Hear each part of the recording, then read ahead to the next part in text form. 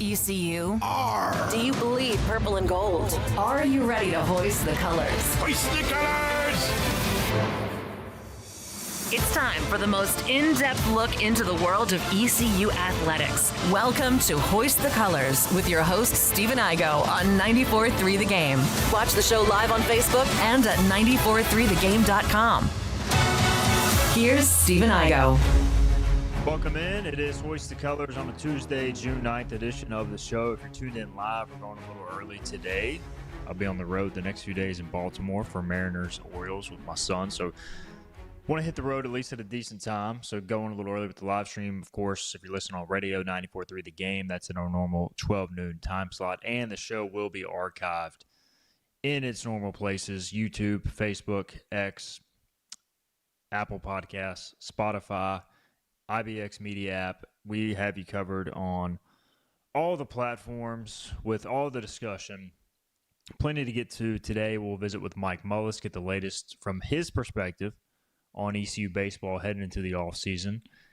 I'll ask him who is the biggest returner to this point that has been announced, and also if he were the coach, what's his biggest need in the transfer portal? A number one need, and we'll get Mully's take on that. The back half of the show, also some huge news just before we took the air today. Kevin Schnall, according to the Big Spur, one of the top South Carolina sites, going to South Carolina. That'll start the coaching dominoes in college baseball. We'll get to that at some point on today's program as well. We'll weigh in on the Brendan Sorsby situation, which is an absolute mess as well. And we've got our latest state-of-the-room ECU football position breakdown coming out of spring, going into the summer. The defensive line, another room I'm excited about. Philip Pilkington is with us here on 94.3 The Game. Now, Philip, we were talking, first off, great shirt as you unveil yourself there in the Hoist the Colors shirt. It's looking good, man. We were talking pre-show, and I know you had discussed this a little bit in the past, but I'm getting word that you and Dom Kasolki are putting together maybe a certain package for a new podcast to come. So enlighten the folks on that before we dive into our state of the position preview on the defensive line. Yeah, so Dom and I, just to have a little content of the summer, as most of you guys know, we take the summer kind of July hiatus from Steven's show as well as Patrick's show. So we're going to do a brief weekly podcast on Tuesdays of Pirates and the Pros. Just kind of keeping you guys up to date on everything that's going on. I mean, obviously we'll hit on, Trey and Gavin, but also, as we mentioned on this show, I think 9 guys in the Canadian Football League. A little bit of teaser. One of them went off this past weekend, opening weekend, as well as looking at guys in the minors, and we may even throw in a little summer ball stats of, Pirate baseball players that may be returning, even though it's not technically pro ball, just to kind of keep the folks informed. Looking forward to that because it's something we dabble with, obviously, on this show, but also one of those things where it's hard to get to every little player, and especially in the minor leagues, like just keeping up with them. So I'm really looking forward to that. I'll have to tune in quite often, Philip. So appreciate you guys doing that. Looking forward to that. We'll promote it again as we get closer to dropping that officially. All right, let's just dive right in. State of the position room and the ECU defensive line. This is our first defensive preview in terms of our state of the position room. We've done the entire offense at this point. And we're going to start with the defense. Of course, new defensive coordinator Jordan Hankins coming in. He's coaching the linebackers. So what does that mean? You've got the co-defensive coordinator Roy Tesh coming back to coach the down defensive lineman. Now, this was changed a couple years ago where,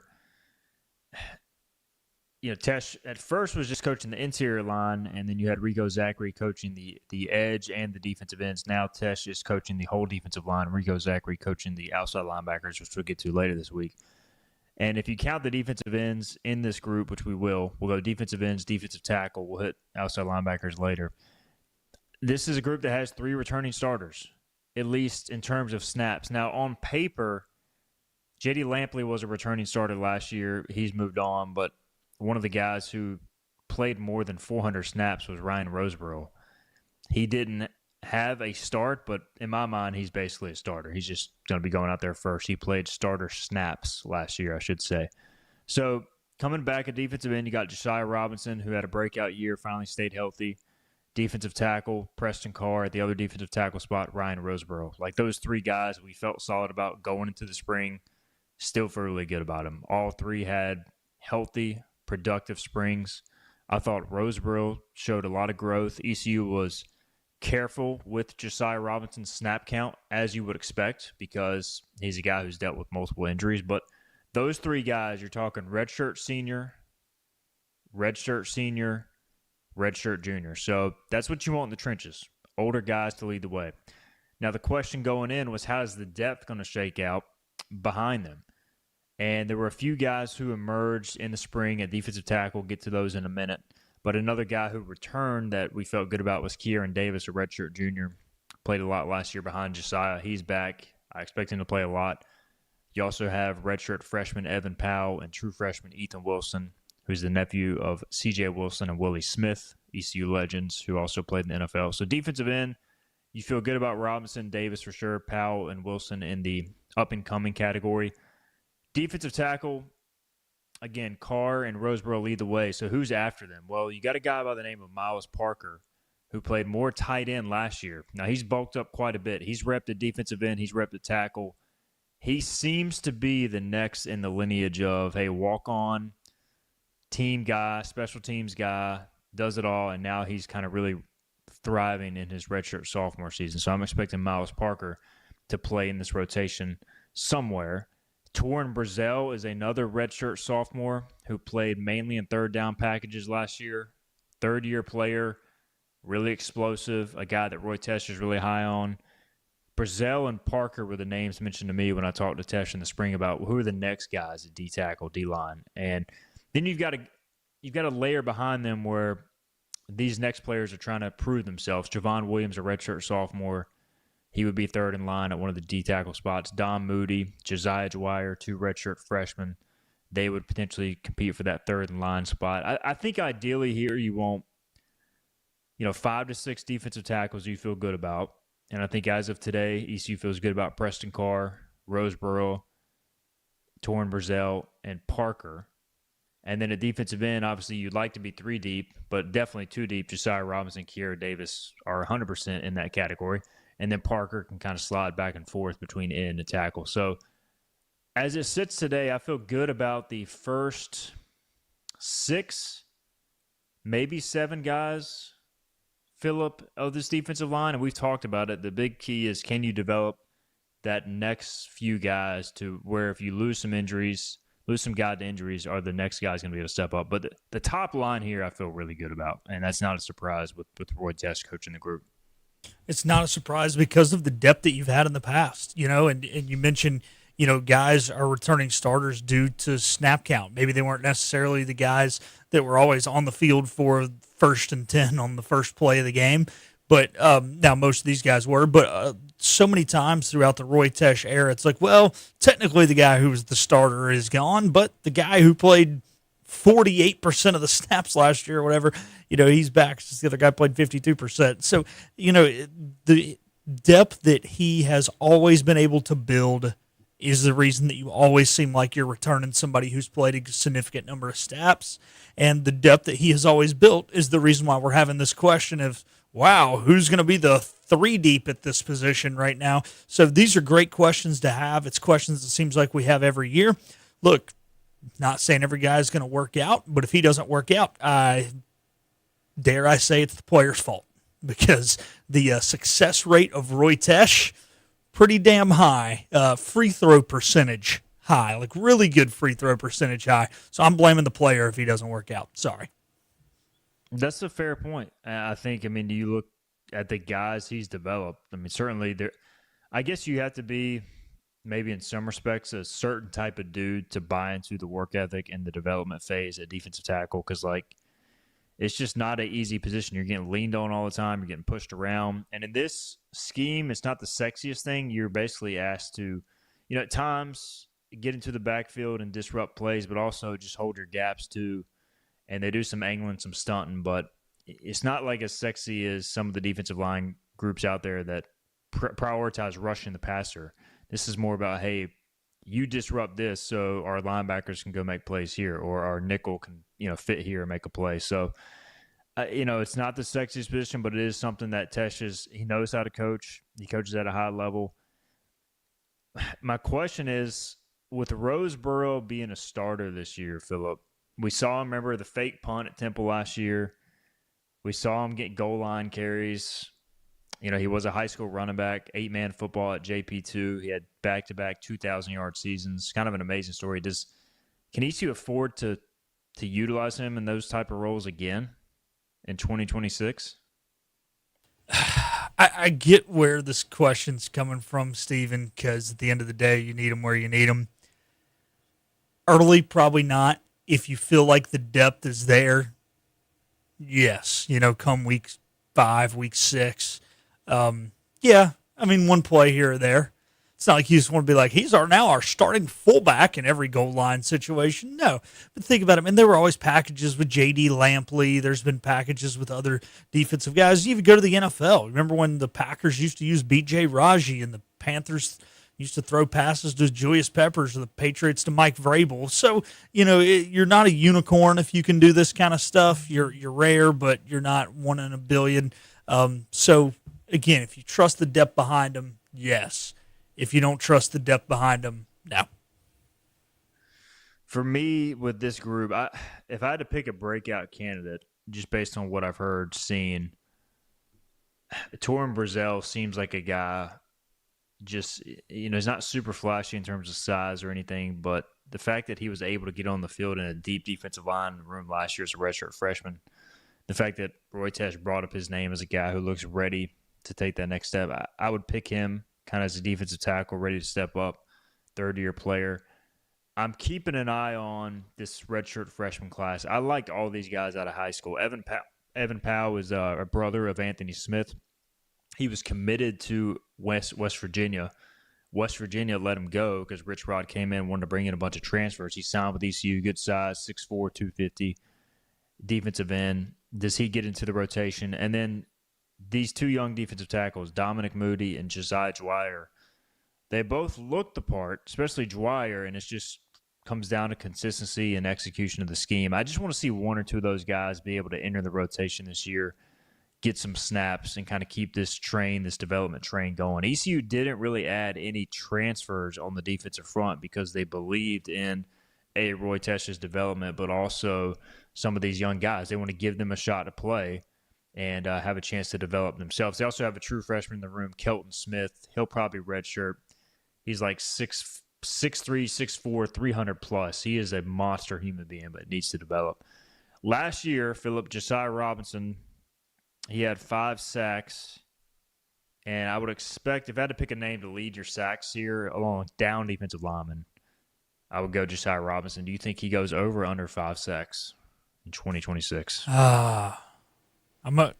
I feel like it's a good number for him. I think it's a great number. Gosh, I know, like you said it at 5, 4 to 5, probably sounds right for me. So right at it.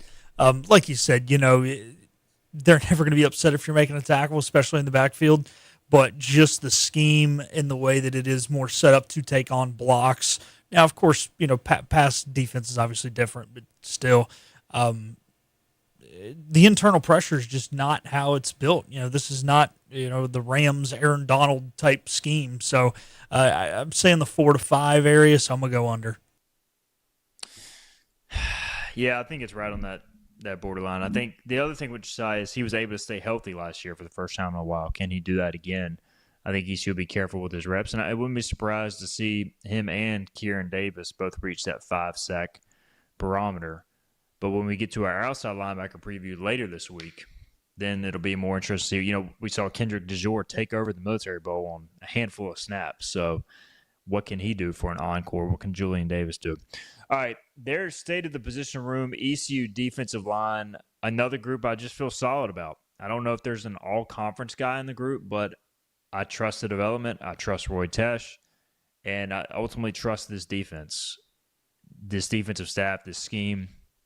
The proof is in the pudding. It works, and I like this group. Got to stay healthy, as always, in the trenches, but going into the 2026 season, it's another group I feel good about coming out of spring, going into the summer. Let's get a break in. We'll come back. Kevin Schnall is taking the South Carolina job. We'll talk about what that means for the coaching carousel, Could it affect East Carolina? We'll get into that. Also, the Brendan Sorsby situation, we'll discuss that. Didn't really have a chance to hit on that yesterday. So that on segment 2 on the way after this. You know what the problem is with standard belts? Usually you have to choose between too tight or the opposite, too loose. But with Anson Belt and Buckle, you don't have to choose. We got rid of the holes and instead have a track system designed for micro adjustability. That way you can enjoy a perfect fit every time. Anson Belt and Buckle. Find your perfect fit today.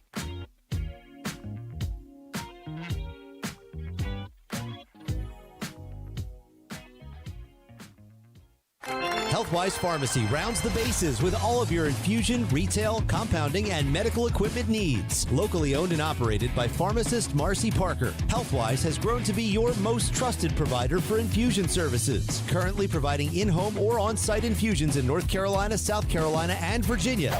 Visit Healthwise Pharmacy at 615B South Memorial Drive or call 252-295-0059 to speak to a patient service representative to find the option that best suits your needs. The best burgers around. Everyone loves a thick, juicy, and fresh burger. Tiebreakers does real burgers better than anybody. And don't forget about the cheese sticks, fresh salads, and more. So don't just go to any burger-themed restaurant chain. It's time to break the chain and eat local. Tiebreakers, burgers and sports at its best. Go Pirates! Arrgh! In this age of globalization, we've learned that bigger isn't always better. Ever tried to get phone help from a big corporation from a real person? Right. That's what's so nice about Phelps Chevrolet. After more than 50 years serving our community, Phelps remains family-owned and operated. Mike, Daryl, Wave, West, Alan, and Clay deliver hometown service and integrity, same as always. They share your experience, they share your values, and they are ready to help with any motoring need. Come get you one. Daughtridge Gas and Oil has been your dependable propane supplier for 95 years. Their trained technicians can service and properly install all your propane and natural gas appliances. Plus, Daughtridge Gas and Oil is your backyard expert with fire pits, grills, smokers, and more, including quality outdoor furniture at their Greenville Patio and Hearth Shop at 1901 Charles Boulevard. Go by and see the knowledgeable staff at Daughtridge Gas and Oil for propane delivery or call 756-1345. You have a choice when you invest in insurance, and when you choose First State Insurance Advisors, you're working with people you can trust. Clark Stallings has deep ties in the community. His team, including Keaton Smith, Regina Asby, Phil Leva, Max Joyner Jr., Max Joyner III, and Ginger Smith, provides knowledgeable and professional advice. First State Insurance Advisors is an independent insurance agency. They offer all types of personal insurance as well as various types for business. Call or email First State Insurance Advisors today. We want to be your trusted choice agency. The hatches are battened down. Shiver me timber. Our timbers are shivered. And the colors are hoisted. Hoist the colors! Back to Steve and Igo on 94.3 The Game. It is segment 2 of Hoist the Colors here on a Tuesday, June 9th. Recording a little early today if you're on our live stream. Got to hit the road. And before we came on the air, big news in the college baseball coaching world. Kevin Schnall, I feel like we were saying this time last week, but this time feels official. Kevin Schnall on his way from Coastal Carolina to South Carolina. The big news, this has been rumored a while. I guess South Carolina was in the mix for other candidates, and it just took a while to get this thing done with Schnall. But he's on his way. Kendall Rogers reporting Matt Williams, the star pitching coach, also expected to join him in Columbia. Huge news, and I think this will start a ripple effect, and we'll see how this all plays out. Where does Coastal go? And if they poach from somebody, does that continue the ripple effect? Also, what happens with these staffs? I've heard something about, and I don't know this for a fact, but just talking in the industry, that what happens with this opening, South Carolina, and what Schnall decides could impact Jeff Palumbo. He's got some interest in the coaching industry, so we'll keep an eye on that. I don't think Jeff Palumbo is going to take the Coastal head coaching job. I don't think they'd offer him that, but maybe he gets offered an assistant job in one of these bigger staffs or a higher paying job. We'll see as that plays out over the next few days. So initial thoughts on Schnall to South Carolina. Philip Pilkington with us on 94.3 The Game. I think it's a great move for South Carolina. Stinks for Coastal, although they have enough funding and enough resources. I think they're going to be really good going forward still.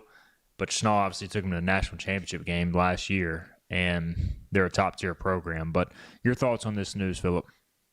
Yeah. First off, man, crucial offseason for Coastal. Crucial hire coming in here. You know, the transition from Gary Gilmore to Kevin Schnall was very seamless because Coach Gilmore announced his retirement. And even though I think they knew this was coming, you can't, start tampering in the portal, right? You can't start, asking coaches, hey, can you come and bring your team? So this is going to be a very crucial year for what is a really good program over the last decade going back. You can even say longer because Gilmore was such a good coach. But, on a national scale, you go back 10 years to that national championship. As for the actual move itself, obviously a good hire for South Carolina. And I'm not going to say I'm glad that it happened, but for Coastal's sake and how bad they were down the stretch, we said maybe they're bad because Schnall's head is somewhere else. Maybe he's already taken the South Carolina job. This just kind of reiterates that, and this makes me feel maybe a little bit better about the downfall of Coastal there the last month or so of league play through going 0-2 in their regional down in Tallahassee. So, look, it's the nature of the beast. It's how it's always been. It's how it always will be. Good job by South Carolina, though. I mean, you had to make the big-time hire because if you're not good at South Carolina in baseball, why the hell do you have an athletic department? I mean, I guess you got women's basketball as long as Don Staley's there, but football's been a joke for a while. Men's basketball did have the Final Four run back in 2017, but other than that, not much to show there. So you better be good on the diamond. And they're spending a lot of money. I just look. Everybody in the SEC spends money, and Coastal spends a gigantic amount of money compared to Sunbelt. So, like, if you are Kevin Schnall, to leave Coastal, where you're going to be the top dog and everything every year in baseball funding in that conference, to go to a tougher job on the surface, they had to be offering a lot. So South Carolina got the guy they wanted. It took a little bit longer than maybe we initially thought, but big news. And how many years, Philip, until South Carolina is back in Omaha? It's interesting because, like you said, they're not the highest funded program in the SEC. However, it's still South Carolina. They've got the history. I go, as long as they're patient, because there's going to be a little year or two of growing pains. I say 4 year in his fourth season, so that would be 2030. Gamecocks to Omaha. I give it 2 years. I think by 2028, they're there. I think they'll be playing the Pirates that year in Omaha. How about that? Oh, I like it. Well, Cliff Godwin, Kevin Schnall rematch. Yeah, that would be good. All right, the other big news in the sports world broke yesterday. We didn't really have a chance to talk on it. Brendan Sorsby, Texas Tech quarterback, is eligible to play for now in the 2026 season after an injunction win against the NCAA in a local court in Lubbock.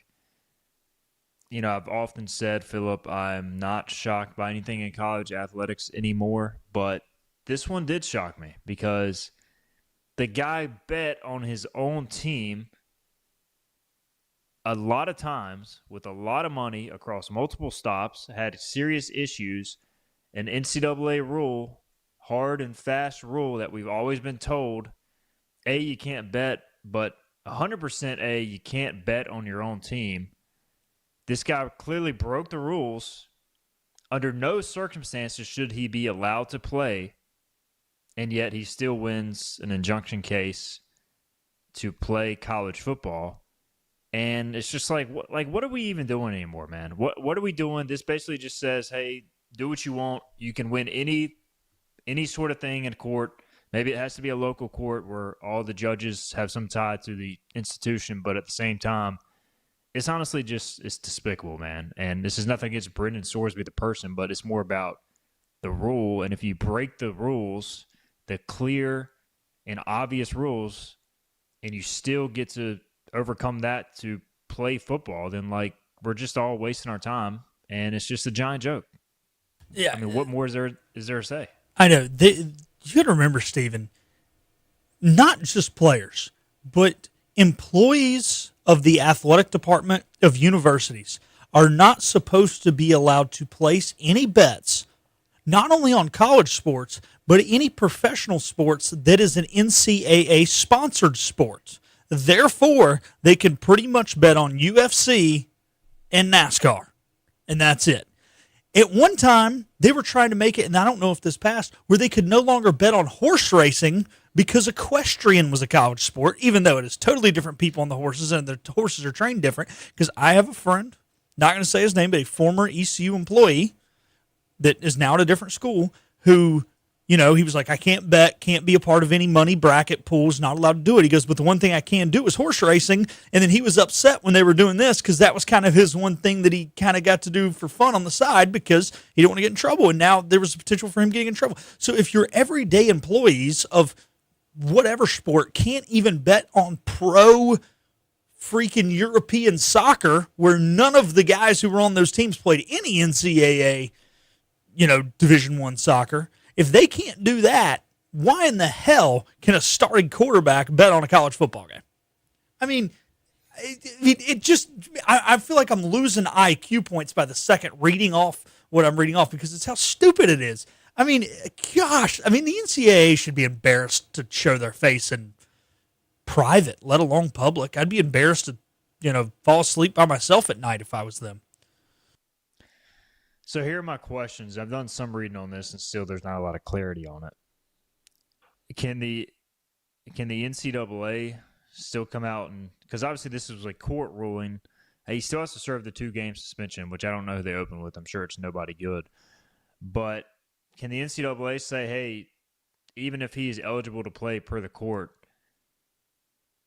if he plays an NCAA sanctioned game, we're going to deem him ineligible and not allowed, or not count as a win, I should say. Or could the college football playoff come in and say, hey, as a separate entity of the NCAA, could the CFP say we're not going to count any game that Sorsby plays in as a win towards the CFP rankings? I think they could. I think they could. They'd probably get sued. However, the College Football Playoff Committee probably has a better track record in court than the NCAA. By the way, Stephen, opening against Abilene Christian and Oregon State. Not exactly the cream of the crop. Beware of the Beavers, man. Beware of the Beavers in week 2. Upset alert. You got all these schools, rightfully so in my opinion. Big 12 teams are saying they don't want to play Texas Tech. What? I don't even see that as crying over spilt milk. This is a guy who should be banned from the sport, and now you have to play him.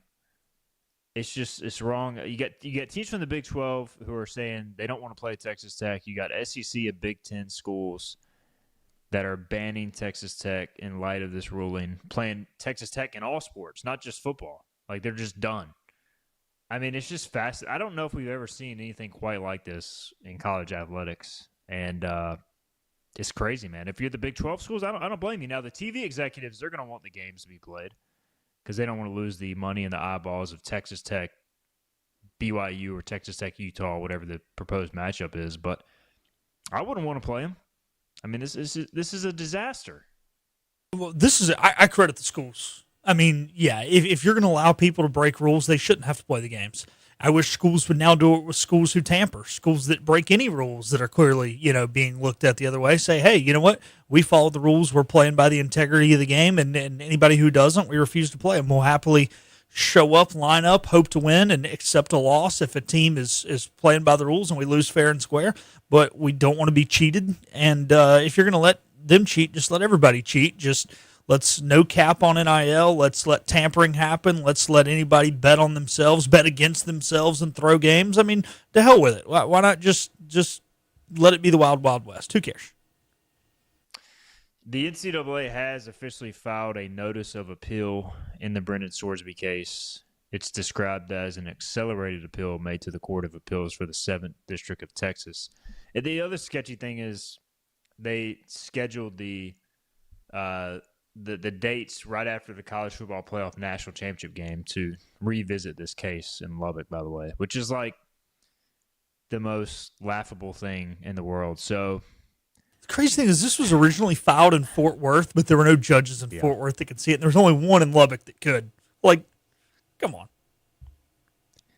The 4 judges, Texas Tech law grads. So it's just, I don't know, man. This is it just makes me shake my head. I mean, I keep saying the same thing, but it's just like, at what point does this stop? As somebody who covers college athletics and has seen it devolve into this madness, it's just really disappointing. But for the first time in a while, I was truly shocked yesterday when this came out, and I maybe more so a court problem than even an NCAA problem, but this has all gotten out of hand one way or the other. All right, let's get a break in. We'll come back. We'll visit with Mike Mullis. We'll switch gears, talk Pirate baseball. I got a couple questions to ask Mully, so we'll do that as we head into an important offseason for Pirate baseball. This is about you, your family, and the health of all who live in Eastern North Carolina.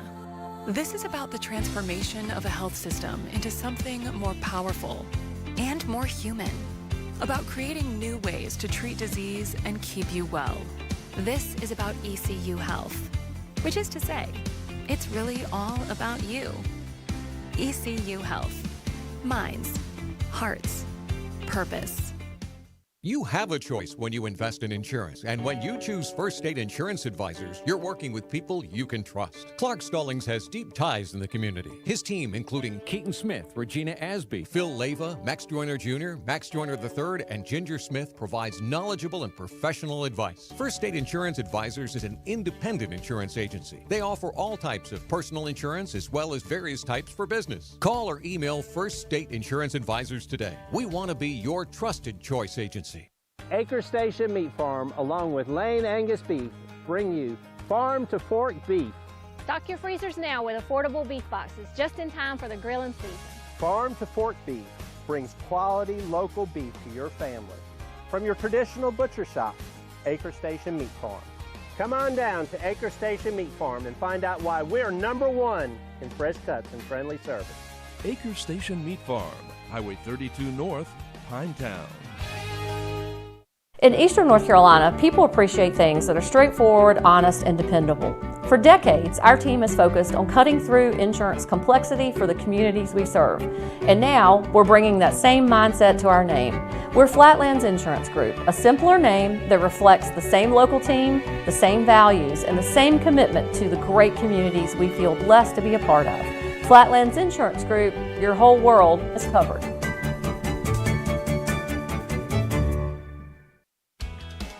Make every day electric on the Kawasaki Electro 20 electric balance bike. Maximize the fun with long run times, impressive top speed, and Kawasaki build quality. Easy adjustability and smooth handling make everyday riding more enjoyable. And the standard MTB type tires provide off-pavement capability. The Kawasaki Electro 20 is the electric balance bike that's built to rip.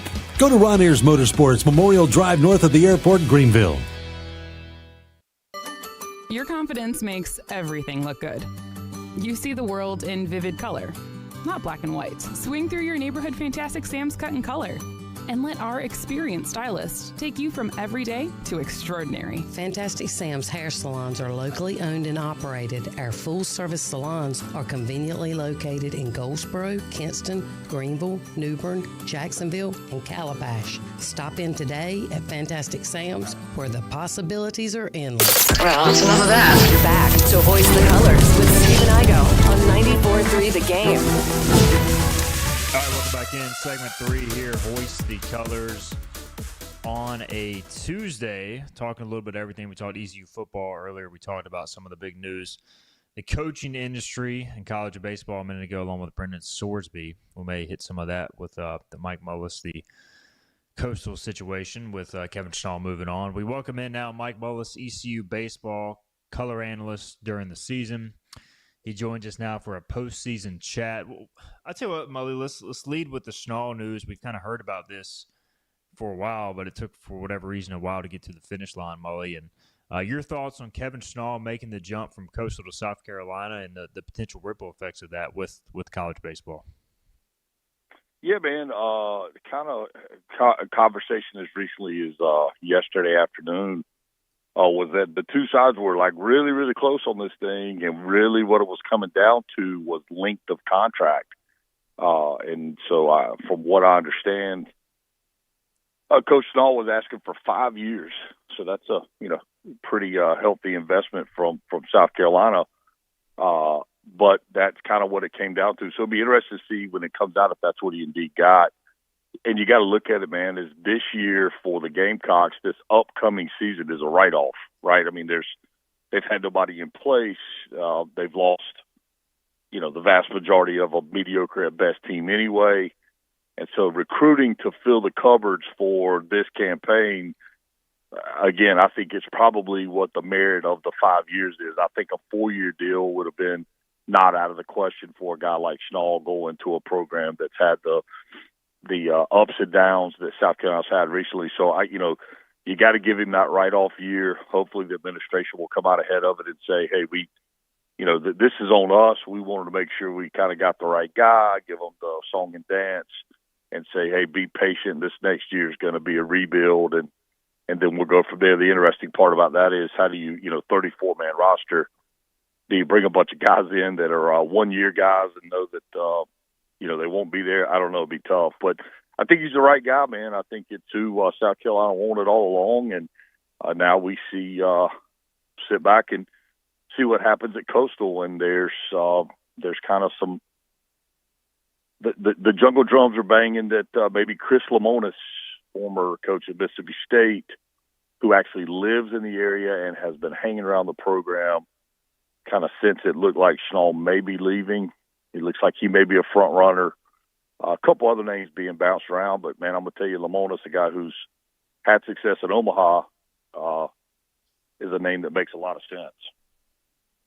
Mike Mullis with us, ECU ESPN Plus analyst. And closer to home, Mully, we heard the news, obviously, Austin Knight taking the job at Tennessee, pitching coach. ECU quickly counters that by promoting Jake Agnos to pitching coach. We'll see if they add somebody to help him out. But your two thoughts or thoughts on those two moves, Mully, when you heard it? Great for AK. From a career elevation standpoint, it's obviously it's a significant jump into the SEC, into a program that's just perennially, especially in recent history, one of those teams, one of those kind of blue blood baseball teams. So good for AK and his family and the opportunity. I think it's interesting with Agnos. We kind of saw this when AK became the pitching coach, where CG promotes from a position that you traditionally wouldn't elevate a lead pitching coach or a lead hitting guy from.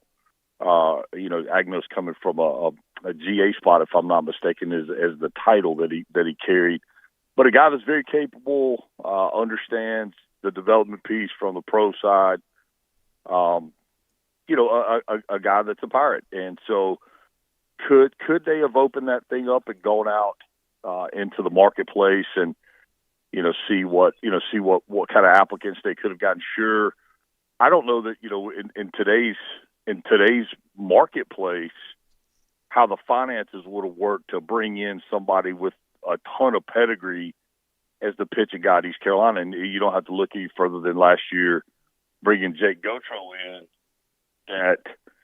That had to be a very creative deal with some buyout money from Mississippi State and all the things. So I don't know how that would have worked out, and it may be listen. Cliff trusts Agnos. Cliff, obviously Agnos understands the culture, understands what Cliff's about. So, time will tell. Mike Mullis with us. And before I want to ask you a couple questions about this offseason, Mully, getting some players back and also maybe biggest needs in the portal. But putting a bow on the 2026 ECU baseball team in this season, what will you remember most about the 2026 season, a couple years from now when you look back at it? Probably the big front end arm injuries. I mean, I think that was probably the story that we all talked about the most. That was probably what had as much impact on the outcomes as anything. And I mean, and it's kind of funny, in the program that we watch all the time every year, we get so used to the regional runs. And so, I mean, I think that was a great end to what was kind of a bumpy campaign. But I think the biggest thing that, when you go, hey man, you lose your Saturday, Sunday, Ryan Towers ends up being your Friday, Norby ends up being your 2. He was going to be I mean, all the movement on the pitching staff is, to me, kind of the what will be the biggest part of the season. And I think some of it, we may also be talking about these, the coaching changes the year, Austin Knight left, or, that may be a reference point as well. And I will tell you, I'm not so sure that the assistant coaches carousel is over yet. I think you still may see some additional movement out of the staff. So again, the story for this season may not be over just yet.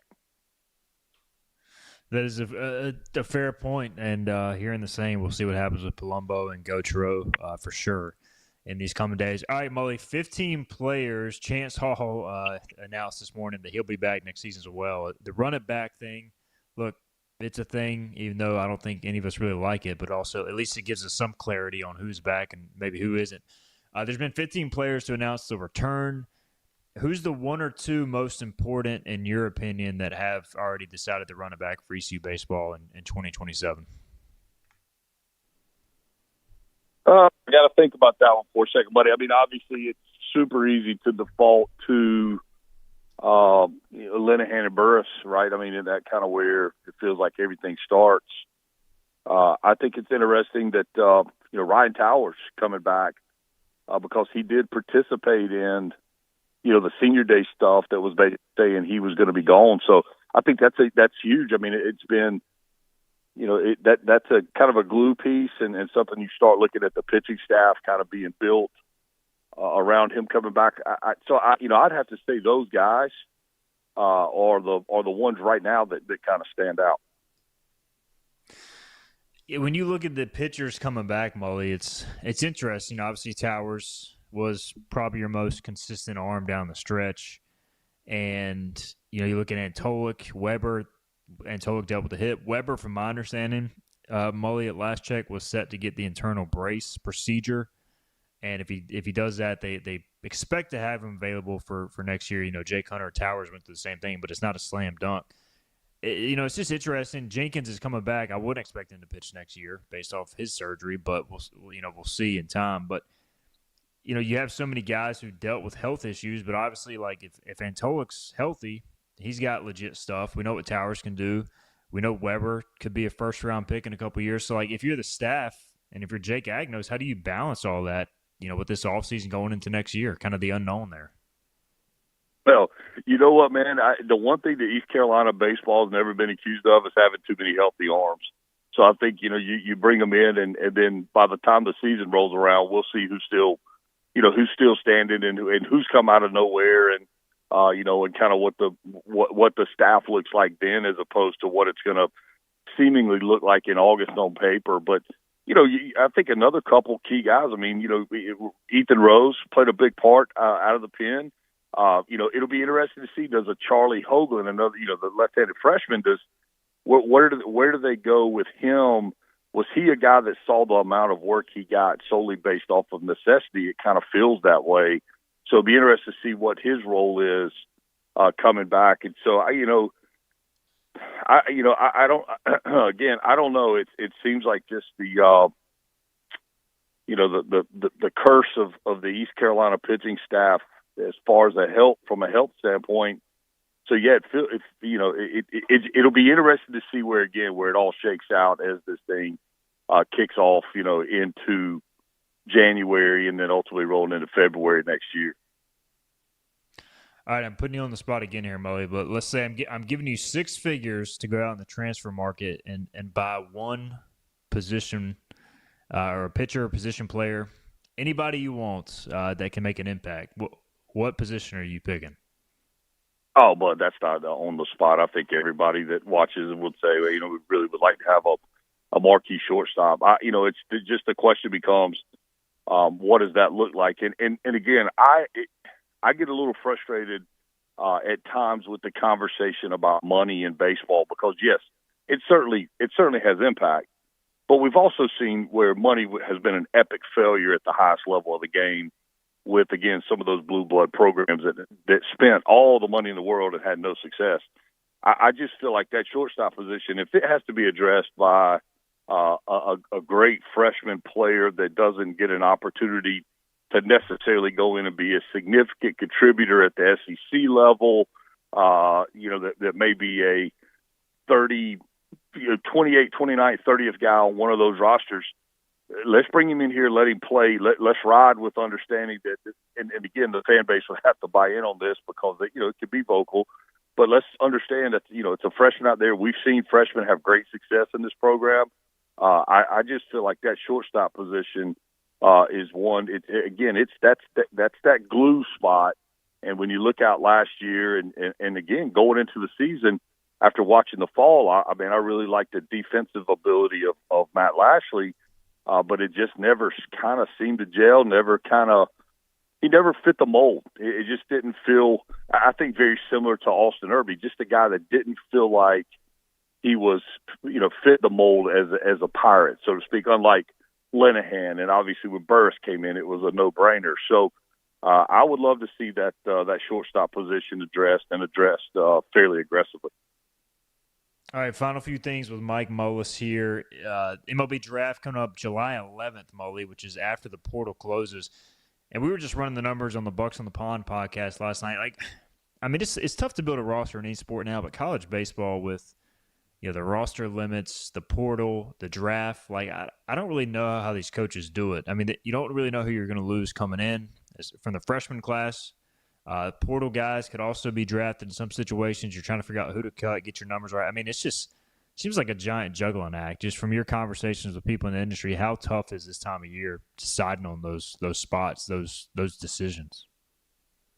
I think you just fairly well and accurately described it as a juggling act. I think that's very accurate, and it doesn't matter Division I, Division II level. The trickle down, the JUCO guys are sitting back kind of looking and waiting to see. The difference at the Division I level for those that are in that scholarship situation is the adherence to the 34 and how long, the DSAs only have another year or two of shelf life. So, that kind of goes away is what was allowing you a little cushion. But when you go to the 34-man roster, you really want to be right. Now, let's also understand that even with if you had an unlimited roster, at the end of the day, when you look at a baseball team over a college season, they're probably only significantly playing 22 to 25 players anyway. But you like to have that flexibility of, again, injuries and different things. So it is, man. I had a conversation with a head coach at a really, really good Division II program the other day. And he literally was just kind of I don't know what the right word is, but maybe overwhelmed and a little bit exhausted with the success that they've had in recruiting freshman players, bringing them along, starting to see the fruits of the labor, and then they go into the portal. And so it's tough for everybody. And the portal's not going to go away. I do hope that there's some, modifications to it. And, maybe we find some rules that are enforceable and somebody to enforce them to make it something that's not so impactful on rosters. But for what we have right now and in the current environment, you hear post-season press conferences with coaches like Kevin O'Sullivan at Florida, and the first question asked is, so what are you going to do? What are you going to do in the portal? What positions are you going to address? And he basically goes on to sound like a big league GM working in free agency. So, but that's where we are. Matter of fact, it's a whole lot easier in the portal system than it is in free agency. So, again, another one of those things that, time will tell kind of how it all ultimately impacts the game. He is Mike Mullis, ECU, ESPN Plus analyst. Mully, quickly, do you have a prediction of who emerges from Omaha as the champion or any favorites? All right, man, I don't don't have a true prediction. I'd like to see. I mean, and this would be contrary to popular opinion with a lot of Pirate fans, but hey, it's just hard not to cheer for Scott Forbes and Carolina and what they've done there, and quite honestly, the local ties. I mean, obviously there's kids on that roster from Eastern North Carolina, and just I mean it. That's who I'd like to see go do it. Will they pull it out? I mean, if they play at the level that the highest level that they played at this year, they'll be really tough to beat. And even when they have an off day, they're still not bad. He is Mike Mullis. Mully, we appreciate the time, man. As always, great insights, and we'll see how the offseason unfolds, my man. Yep. We'll be keeping our eyes on it, and again, we may be back on the phone together next week, contemplating where we go from here with some of the potential other changes that are out there. So it's again still an interesting time. Don't blink just yet. No doubt. Mike Mullis, always appreciate his time, his insight. We'll get our final break in. We'll come back. We will wrap up the show after this. The power of savings is yours at Greenville Toyota with powerful deals on our huge selection of new Toyotas, like a Camry, $229 a month, or the all-new RAV4, $279. Don't miss the power of savings at Greenville Toyota. In Eastern North Carolina, hard work matters, and it always has. At Flatlands Insurance Group, we've been showing up for our neighbors since 1963, helping families and business owners navigate change, weather tough seasons, and keep moving forward. Decades later, our purpose hasn't changed: to help protect what you've poured your time and energy to, from your home to your health to whatever comes next. Flatlands Insurance Group, your whole world covered. Need cash for a vacation? National Finance Company is here to help. For over 50 years, National Finance Company has been the small loan specialist with loans from $1,000 to $5,000 with low payments to meet your budget. We're in the business of getting you the cash you need today. Apply online for a loan at one of our convenient branch offices and get your money as fast as today. It's easy. Get the vacation cash you need. For extra cash, visit nfcmoney.com. Your future is full of possibilities, and Pitt Community College can help you explore every option. You can earn a degree, learn a trade, transfer to a university, or launch a new career. We offer the support you need to succeed with flexible schedules, affordable tuition, and programs designed for the real world. Your path, your future, your college. Pitt Community College. Register now. Visit Larry's Steakhouse for a tender, hand-cut certified Angus ribeye. Other entrees include perfectly seasoned pork chops, chicken, or seafood favorites like shrimp, tuna, and salmon.